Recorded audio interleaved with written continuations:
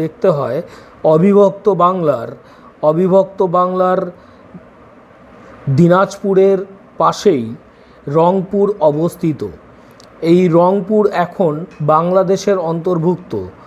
অবিভক্ত বাংলায় রংপুর ভারতের অন্তর্ভুক্ত ছিল।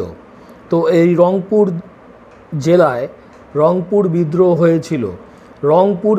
হয়েছিল দেবী সিংহ নামক জনৈক ব্যক্তির বিরুদ্ধে, যিনি রংপুর, দিনাজপুর, এদ্রাকপুর প্রভৃতি জায়গার ইজারা নিয়েছিলেন।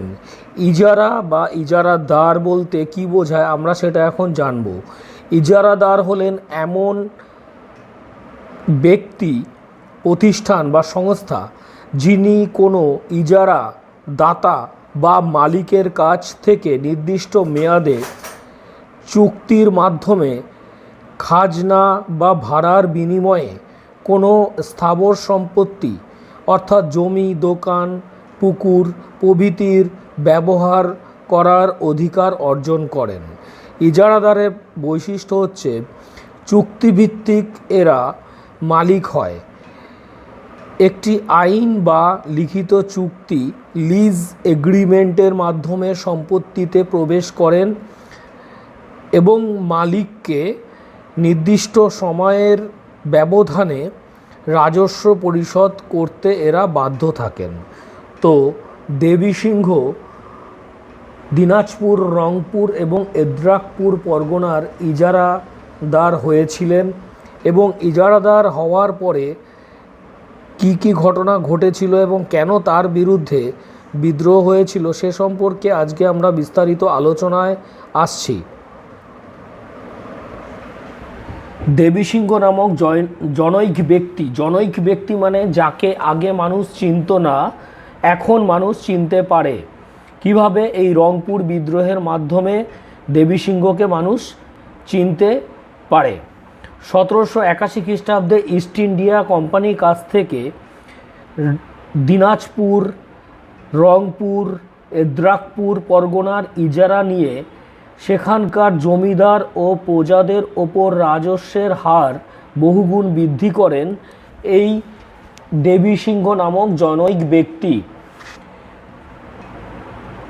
এই অতিরিক্ত রাজস্ব পরিশোধ করা জমিদার এবং প্রজাদের কাছে খুবই যন্ত্রণাদায়ক ছিল, কারণ তারা ইতিপূর্বে অনেকটাই রাজস্ব দিতেন, কিন্তু তারপরেও অতিরিক্ত রাজস্ব তাদের ওপর চাপিয়ে দেওয়া হয়। এর ফলে জমিদার ও কৃষকদের এই রাজস্ব পরিশোধ করতে অনেকটাই কষ্ট সহ্য করতে হয়। যে কষ্ট সহ্য করতে না পেরে তারা বিদ্রোহের পথে নামার জন্য মনস্থির করেন।